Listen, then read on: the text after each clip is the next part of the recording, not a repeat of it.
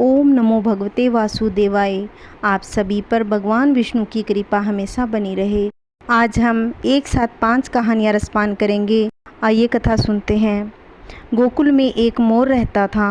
वह हर रोज़ भगवान श्री कृष्ण के दरवाजे पर बैठकर भजन गाया करता। मेरा कोई न सहारा बिन तेरे गोपाल सांवरिया मेरे, मेरा कोई न सहारा बिन तेरे घनश्याम सांवरिया मेरे। रोज़ भगवान आते जाते उनका भजन सुनते, लेकिन उसकी ओर ध्यान नहीं देते। लेकिन मोर भगवान में विशेष स्नेह रखता, रोज़ भजन गाता। ऐसा करते करते 1 साल हो गया। मोर बिना चुके रोज़ भजन गाता रहता। भगवान उस पर कोई खास ध्यान नहीं देते। वे बस मोर की भजन सुनते और उसकी ओर देखकर प्यारी सी मुस्कान देकर चले जाते। इससे ज़्यादा कुछ भी नहीं। जब ऐसा होता रहा तब मोर की आस टूटने लगी। साल भर की भक्ति पर भगवान प्रसन्न ना हुए तो मोर रोने लग गया और भगवान को याद करता रहा। उसी समय वहाँ उड़ती हुई एक मैना आई। उस मैना ने मोर को रोते देखा तो मैना उनके पास आ गई और सोचने लगी कि मोर भगवान के द्वार पर बैठा क्यों रो रहा है। भगवान के द्वार पर तो सभी के कष्ट दूर होते हैं, ये कितना अभागा है। मैना ने मोर से पूछा, भाई यहाँ क्यों बैठा है और क्यों दुखी है? तब मोर ने कहा, पिछले 1 साल से कृष्ण भगवान को खुश करने के लिए भगवान का भजन गा रहा हूँ, लेकिन भगवान ने मुझे एक बार भी नहीं देखा, इसलिए आज निराश होकर मेरी आंखों में आंसू निकल आए। मैना ने कहा, तू चिंता मत कर। तब मैना बोली, बरसाने से आई हूँ, तुम भी मेरे साथ चल। वो दोनों उड़ते उड़ते बरसाना पहुंच गए। मैना राधा रानी के द्वार पर पहुंची। उसने अपना गीत गाना शुरू कर दिया। मैना ने मोर को भी राधे राधे बोलने को कहा। मोर ने कोशिश की, उसे सिर्फ कृष्ण भजन गाने की आदत थी। उसे बरसाने में आकर भी अपना पुराना गीत गाना शुरू कर दिया। मेरा कोई न सहारा बिन तेरे गोपाल सांवरिया मेरे। जब राधा जी से कानों में यह गीत पड़ा तब वह भागकर मोर के पास आई और उसे प्रेम से गले लगा लिया। उसे बहुत प्यार किया। राधा जी मोर के साथ ऐसा बर्ताव कर रही थी जैसा उनका कोई पुराना परिजन मिल गया हो। उसकी खातिरदारी करी। उससे पूछा, तुम कहाँ से आए हो? मोर तो बहुत खुश हो गया। उसने कहना शुरू कर दिया, जय हो राधा रानी की। अब सुना था कि आप करुणा की मूर्ति हैं, लेकिन आज तो ये साबित भी हो गया। राधा रानी ने मोर से पूछा, ऐसा क्यों बोल रहे हो? तब मोर ने कहा, साल भर तक श्याम धुन गाता रहा, लेकिन कृष्ण भगवान ने उसे एक बार भी नहीं देखा। राधा रानी मुस्कुराने लगी। वह मोर के मन की पीड़ा को समझ गई थी। उसका कारण भी राधा रानी ने मोर से कहा, तुम वहाँ गोकुल में जाकर लेकिन इस बार पुराने गीत की जगह राधे राधे बोलना। मोर को बात समझ नहीं आई। राधा रानी को छोड़कर जाने का मन भी नहीं कर रहा था। वह गोकुल गया तो राधा रानी के कहे मुताबिक राधे राधे बोलने लगा। जब भगवान श्री कृष्ण के कानों में यह आवाज़ पड़ी तो वह भागते हुए मोर के पास आए, उसे गले लगा लिया और पूछा, तुम कहाँ से आए हो? मोर तो बहुत खुश हो गया और सोचने लगा, 1 साल तक आपके नाम की धुन गाता रहा, लेकिन मेरी तरफ देखा भी नहीं। आज मैंने राधे राधे की धुन गाई, आप भागते चले आए। भगवान मुस्कुराने लगे। उन्होंने मोर से फिर पूछा, पहले ये तो बताओ आए कहाँ से हो? मोर तो सांवरिया से मिलने के लिए तरस रहा था। आज वह अपनी सारी शिकायतें दूर कर लेना चाहता था। उसने प्रभु की याद दिलाई और वही मोर हूँ जो पिछले 1 साल से आपके द्वार पर आपके नाम की धुन गा रहा था। गर्मी सर्दी सहन करता रहा। 1 साल तक आपके द्वार पर डटा रहा, आपकी स्तुति करता हुआ, आपके भजन कीर्तन करता हुआ, लेकिन आपने कभी मेरी तरफ नहीं देखा। फिर मैं बरसाना चला गया, वहाँ श्री राधा रानी के दर्शन पाए। तब श्री कृष्ण भगवान बोले, राधा रानी का नाम लिया, यह तुम्हारा वरदान साबित हो गया। अब मैं तुम्हें वरदान देता हूँ, जब तक ये सृष्टि रहेगी तुम्हारा पंख सदैव मेरे सिर पर विराजमान रहेगा। बोलिए तुलसी माता की जय। आइए सुनते हैं तुलसी माता की सुंदर सी कथा। प्राचीन समय की बात है। एक गांव में ननंद और भाभी रहती थी। ननंद अभी कुंवारी थी। वह तुलसी की बड़ी सेवा करती, पर भाभी को यह सब फूटी आंख नहीं सुहाता था। कभी कभी तो वह गुस्से में कहती कि तेरा विवाह होगा तो तुलसी ही खाने को दूंगी तथा तुलसी ही तेरे दहेज में दूंगी। यथा समय जब ननंद की शादी हुई तो उसकी भाभी ने बरातियों के सामने तुलसी का गमला फोड़कर रख दिया। भगवान की कृपा से वह गमला स्वादिष्ट व्यंजनों में बदल गया। गहनों के बदले भाभी ने ननंद को तुलसी की मंजरी पहना दी तो वह सोने के आभूषणों में बदल गई। वस्त्रों के स्थान पर तुलसी को जनेऊ रख दिया तो वह रेशमी वस्त्रों में बदल गया। ससुराल में उसके दहेज आदि के बारे में बहुत बड़ाई हुई। इस पर भाभी को बड़ा आश्चर्य हुआ कि तुलसी जी की पूजा का इतना बड़ा महत्व है। अब समझ आ गया। भाभी की एक लड़की थी, वह अपनी लड़की से कहती कि तू भी तुलसी की सेवा किया कर, तुझे भी बुआ की तरह फल मिलेगा। पर लड़की का मन तुलसी की सेवा में नहीं लगता। लड़की के विवाह का समय आया तो भाभी ने सोचा, जैसा व्यवहार मैंने अपनी ननंद के साथ किया उसी के कारण उसे इतनी इज्जत मिली, क्यों न मैं अपनी लड़की के साथ वैसा ही व्यवहार करूं। उसने तुलसी माता का गमला फोड़कर बरातियों के सामने रख दिया, परंतु इस बार मिट्टी मिट्टी ही रही। मंजरी व पत्ते भी अपने पूर्व रूप में ही रहे तथा जनेऊ जनेऊ ही रहा। सभी बराती भाभी की बुराई करने लगे। ससुराल में सभी लड़की की बुराई कर रहे थे। भाभी मन ही मन सोचती कि ननंद को तो तुलसी माता ने इतना दिया और मेरी बेटी की इतनी बुराई हुई। भाभी ने गुस्से में आकर ननंद को कभी घर नहीं बुलाया। भाई ने सोचा मैं ही बहन से मिलाऊं। उसने अपनी इच्छा पत्नी से जताई और सौगात ले जाने के लिए कुछ मांगा। भाभी ने थैले में ज्वार भरकर कहा, और तो कुछ नहीं है, यही ले जाओ। वह दुखी मन से चल दिया। भला बहन के घर कोई ज्वार लेके जाता है। बहन के नगर के समीप पहुंचकर उसने एक गौशाला में गाय के सामने ज्वार का थैला उलट दिया। तब गोपालक ने कहा, ए भाई, सोना मोती गाय के आगे क्यों डाल रहे हो। भाई ने उसको सारी बात बता दी तथा सोना मोती लेकर प्रसन्न मन से बहन के घर गया। बहन बड़ी प्रसन्न हुई और बहन ने भाई को कहा कि भाभी को भी तुलसी की पूजा करने को बोलना और कहना तुलसी में जल अर्पित करे और तुलसी की कहानी अवश्य सुने, जिससे सभी मनोकामनाएं पूर्ण हो जाएगी। भाई घर आ गया और अपनी पत्नी से सारी बात बताई और उसकी पत्नी भी वैसे ही तुलसी माता की पूजा करने लगी और उनके घर में धन धान्य का भंडार भर गया। बोलिए तुलसी माता की जय। अगर मेरी कहानी आपको अच्छी लगी हो तो लाइक, शेयर, कमेंट, सब्सक्राइब जरूर करना। जय श्री कृष्णा, राधे राधे।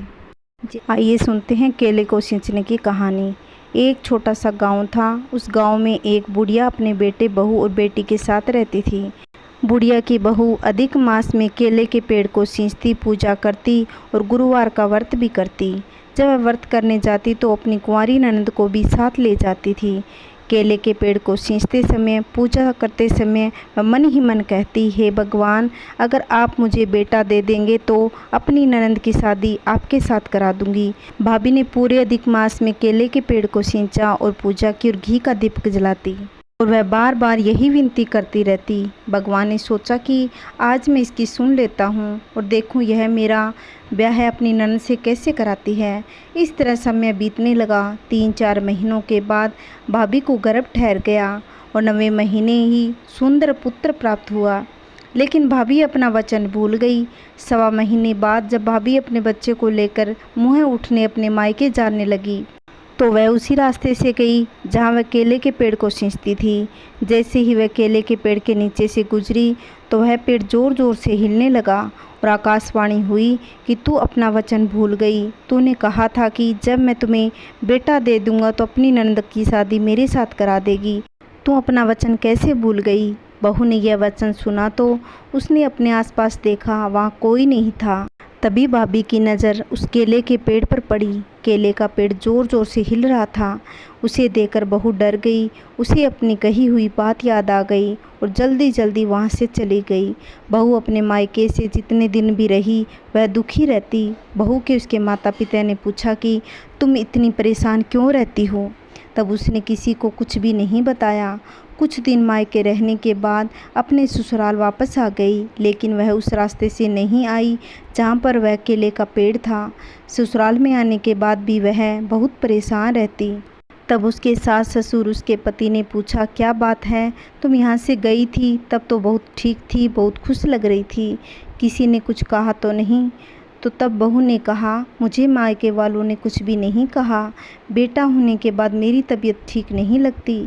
तब सास ने कहा, कोई बात नहीं, नौकर लगा लेते हैं, तुम कुछ दिन आराम करो। और तो उन्होंने काम वाली लगा ली। फिर बहू दिन ब दिन सूखती जा रही थी, खाना पीना सब छोड़ दिया। तब परिवार वालों ने उनको सब जगह दिखाया, पर डॉक्टरों हकीमों ने यही कहा कि तुम्हारी बहू को कोई भी बीमारी नहीं है। धीरे धीरे समय बीता। अधिक मास का महीना आया तो उनके घर एक नवयुवक सुंदर बालक आया। बालक ने कहा कि मैं आपकी बहू का मुँह बोला भाई हूँ। साहूकार ने उनको अंदर ले आए। भाभी कांपने लगी। नवयुवक अंदर आकर साहूकार के परिवार वालों के पास बैठ गया। उसने कहा कि माँ, मैं बाहर कमाने गया हुआ था, तब मेरी बहन बहुत छोटी थी। मैं कुछ दिन पहले ही गांव आया हूँ। मैं अपनी मुँह बोली बहन से मिलने चला आया। साहूकार के परिवार वाले बोले, अरे साडू भाई आए हो तो कुछ दिन हमारे पास ही रहो। इस तरह नवयुवक रहने लगा। उस नवयुवक का व्यवहार बहुत अच्छा था। कुछ दिनों में ही उनके सबका दिल जीत लिया। साहूकार वालों ने अपनी बेटी के रिश्ते की बात कही। बहू को यह पता चला तो बहुत ही खुश हो गई। तब मन ही मन सोचने लगी कि मेरी तो परेशानी ही ख़त्म हो गई। इस तरह भाभी की ननद का विवाह तय हो गया। भाभी ने बढ़ चढ़कर विवाह की तैयारी करनी शुरू कर दी। धूमधाम से अपनी ननद की शादी करा दी। शादी के बाद ननद अपने पति के साथ चली गई। कुछ दिन बीत जाने के बाद पहला त्यौहार आया तो बुढ़िया ने अपने बेटे बहू से कहा कि तुम दोनों अपनी बहन के ससुराल जाओ और कपड़े गहने देकर आओ। बेटे ने कहा कि हम चले जाएंगे, लेकिन भाभी के तो पैरों के नीचे से ज़मीन ही खिसक गई। उसने सोचा कि अब क्या होगा, कहाँ लेकर जाऊंगी। मुँह बोला बाई। फिर वह केले के पेड़ के पास जाकर विनती करने लगी कि हे भगवान, आपने मेरी ननद से विवाह तो कर लिया। मेरे पति और सास ससुर कह रहे हैं कि पहला त्यौहार है पर ननद के ससुराल जाएं, उन्हें कहाँ लेकर आऊँ। तभी वह आकाशवाणी हुई, तुम इसी पेड़ के पास आ जाना, पर तुम सवा पहर से ज़्यादा यहाँ मत रुकना। वह खुशी खुशी घर आई और ननद के ससुराल ले जाने के लिए तैयारी करने लगी। गहने कपड़े मिठाई करके अपने पति के साथ बच्चे के उसी केले के पेड़ के पास आ गई। उस केले के पेड़ की जगह महल बना हुआ था। नौकर चाकर हाथी घोड़े थे। भाभी भी देखकर आश्चर्य में पड़ गई उसकी ननद का ठाट बाट की ज़िंदगी देखकर। ननद ने अपनी भाभी को गले लगा लिया और बोली, भाभी आपकी वजह से ही ये सब कुछ हुआ है। मुझे ये घर वर मिला है। मुझे अधिक मास में केले के पेड़ को सींचने का फल मिला है। सवा पहर होते ही भाभी ने कहा, अब हमें चलना चाहिए, हमें बहुत देर हो गई। वह वहाँ से चले गए, लेकिन थोड़ी दूर जाने के बाद उसका पति बोला, मेरी छतरी तो वहीं रह गई, चलो हम छतरी लेकर आते हैं।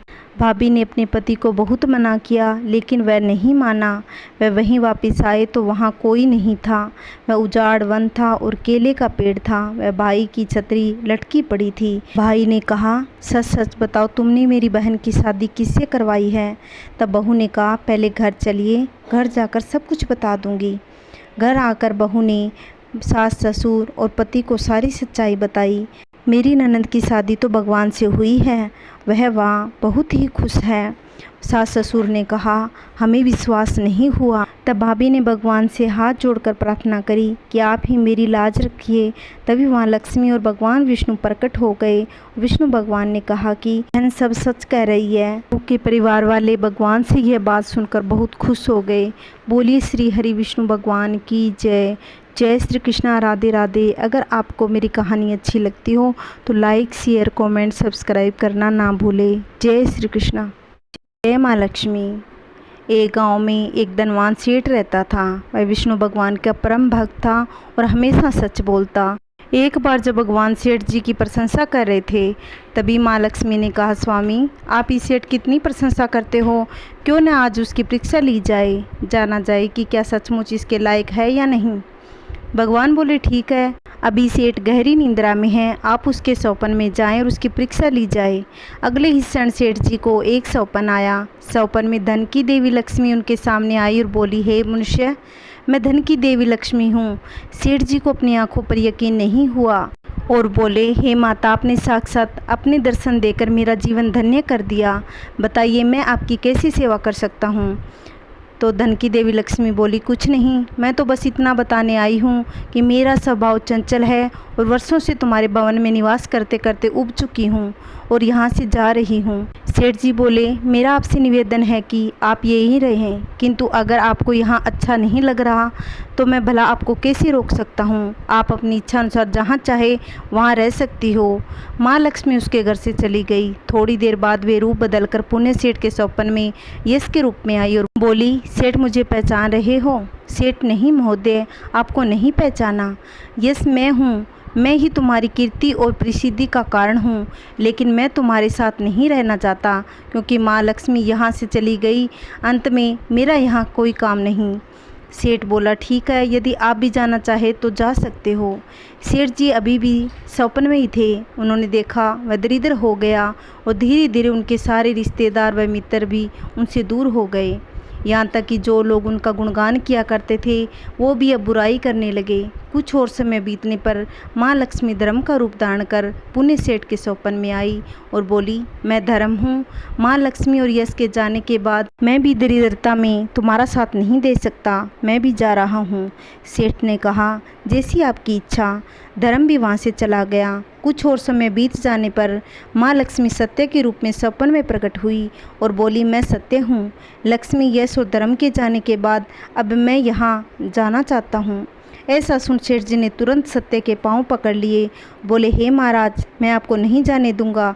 भले ही मेरा साथ छोड़ दे, मुझे त्याग दे, पर कृपा आप ऐसा मत करिए।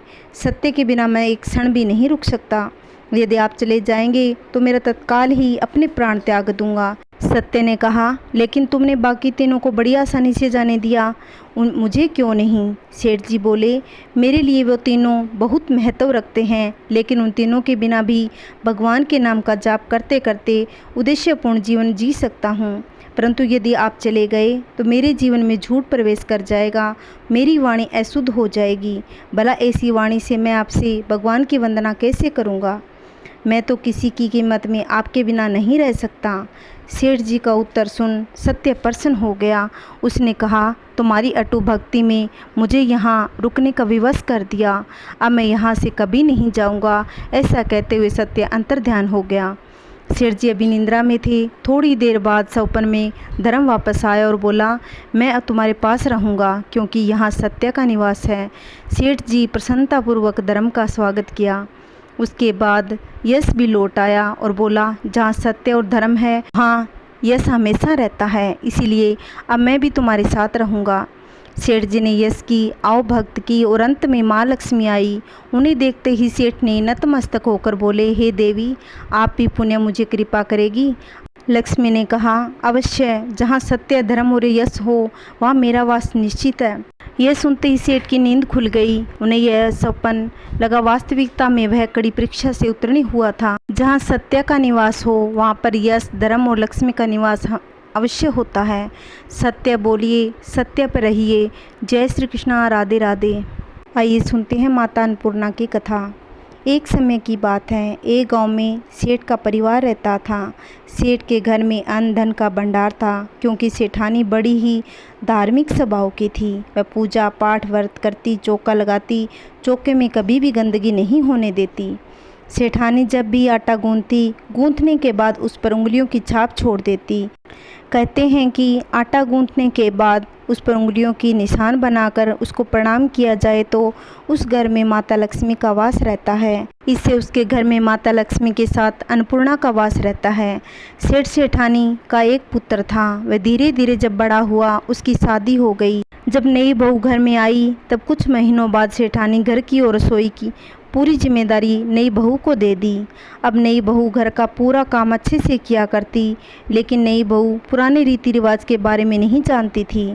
उसको जितना आता उतना मन लगा कर करती। शाम को रोटी बनाया और सबको खिलाकर वह भोजन करने बैठती तो रोटी लेने लगी तो रोटी नहीं बचती।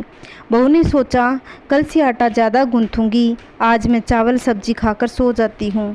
फिर बहू चावल सब्जी खाकर सो गई। अगले दिन वह ज़्यादा आटा गूंथकर रोटी बनाई। जब वह खाने बैठी तो रोटी नहीं बची। फिर बहू चावल सब्जी खाकर सो गई। फिर अगले दिन उससे भी ज़्यादा आटा लगाया तो उसी दिन रोटी नहीं बची। एक दिन बहू सब्जी काट रही थी, गलती से उसकी उंगली कट गई। सास ने देखा बहू की उंगली कट गई, इसलिए बोली, बहू आज रोटी मैं बना दूंगी। बहू ने कहा, ठीक है माँ जी। फिर सेठानी ने आटा गूंथा तो उंगली की निशान बनाकर प्रणाम किया, फिर रोटी बनाई। बहू सोचने लगी, जब बहुत ज़्यादा आटा गूंथती हूँ तो मुझे रोटी मिलती नहीं, लेकिन सास ने तो थोड़ा सा आटा गूंथा है, आज तो बिल्कुल भी रोटी नहीं मिलेगी। बहू खाना खाने बैठी, टिफ़िन में बहुत सारी रोटियां बची हुई थी। बहू को बड़ा आश्चर्य हुआ। बहू ने सास से नहीं पूछा। सास कुछ दिन तक रोटी बनाई, बहू को खाने को मिल जाती।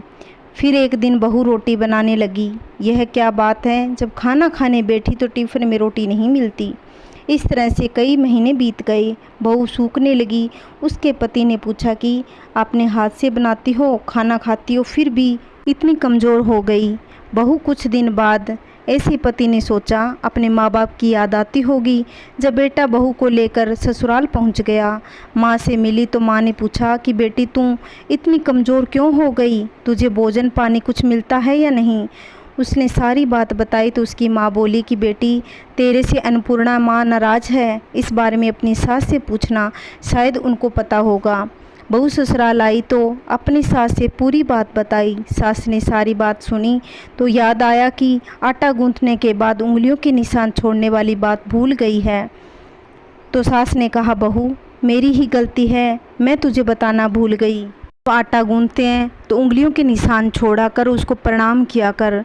तो वह बहू वैसे ही करने लगी और उनके अन्न धन के भंडार भर गए। बोली अन्नपूर्णा माता की जय। सुनते हैं गणेश जी की कहानी। एक समय की बात है, एक भाई बहन रहते थे। बहन का नियम था कि वह अपने भाई का चेहरा देखे बिना खाना नहीं खाती थी। एक रोज़ वह सुबह उठती और जल्दी जल्दी सारा घर का काम करके अपने भाई का मुँह देखने के लिए उनके घर चली जाती। एक दिन रास्ते में एक पीपल के नीचे गणेश जी की मूर्ति रखी हुई थी। उसने भगवान के सामने हाथ जोड़कर कहा कि मेरे जैसा अमर सुहाग और मेरे जैसा अमर पियर सबको दीजिए। यह कहकर वह आगे बढ़ जाती है। जंगल की झाड़ियों के कांटे उसके पैरों में चुभ गए। एक दिन भाई के घर पहुंची और भाई का मुंह देकर बैठ गई तो भाभी ने पूछा, पैरों में क्या हुआ। यह सुनकर उसके भाभी को जवाब दिया कि रास्ते में जंगल की झाड़ियों के गिरे हुए कांटे पाँव में चुभ गए। जब वह वापस अपने घर आ गई, भाभी ने अपने पति से कहा कि रास्ते को साफ करवा दीजिए, आपकी बहन के पाँव में बहुत सारे कांटे चुभ जाते हैं। भाई ने तब कुल्हाड़ी लेकर सारी झाड़ियों को काटकर रास्ता साफ कर दिया, जिससे गणेश जी का स्थान भी वहाँ से हट गया। यह देखकर भगवान गणेश गुस्सा हो गए, उसके भाई के प्राण हर लिए। और लोग अंतिम संस्कार के लिए जब भाई को ले जाने लगे तब उसकी भाभी रोते हुए लोगों से कहने लगी कि थोड़ी देर रुक जाइए, उसकी बहन अपने आने वाली है और वह अपने भाई का मुँह देखे बिना खाना नहीं खाती, उसका यह नियम है। तब लोगों ने कहा, आज तो देख लेगी, पर कल किसका देखेगी। रोज़ दिन की तरह बहन अपने भाई का मुँह देखने के लिए जंगल में निकली। तब जंगल में उसने देखा कि सारा रास्ता साफ किया हुआ था। जब वह आगे बढ़ी तो उसने देखा कि भगवान गणेश वहाँ नहीं थे। तब उसने जाने से पहले गणेश जी का एक अच्छे स्थान पर रखकर उन्हें स्थान दिया और हाथ जोड़कर बोली, भगवान मेरे जैसा अमर सुहाग, मेरे जैसा अमर पियर सबको देना। फिर बोलकर आगे निकल गई। भगवान जब सोचने लगे, अगर इसकी नहीं सुनी तो सिद्धिविनायक को कोई नहीं मानेगा, तो भगवान ने आवाज़ दी कि बेटी इस खेजड़ी के साथ पत्तियां लेकर जा और उसे कच्चे दूध में धोकर भाई के ऊपर छींटा मार देना, वह उठकर बैठ जाएगा। यह सुनकर जब बहन पीछे मुड़ी तो वहाँ कोई नहीं था। फिर वह यह सोचने लगी कि ठीक है, जैसा सुना वैसा ही कर लेती हूँ। फिर वह 7 खेजड़ी की पत्तियां लेकर भाई के घर गई। उसने देखा वहाँ पर कई लोग बैठे थे, भाभी बैठी रो रही थी और भाई की लाश रखी हुई। तब उसने उस पत्तियों को बताए हुए नियम से भाई के ऊपर इस्तेमाल किया। तब भाई उठकर बैठ गया। भाई बोला अपनी बहन से, मुझे बहुत गहरी नींद आई थी। बहन बोली कि ऐसी नींद भगवान किसी को ना दे। बहन ने अपने भाई को सारी बात बताई। भगवान जैसे उस लड़की को अमर सुहाग और अमर पीहर दिया, वैसे ही काने सुनते हुंकारा बढ़ते सभी पर आपकी कृपा बनाए रखना। बोलिए गणेश जी महाराज की जय। अगर आपको मेरी वीडियो अच्छी लगती हो तो लाइक, शेयर, कमेंट, सब्सक्राइब करना ना भूले। जय श्री कृष्णा, राधे राधे।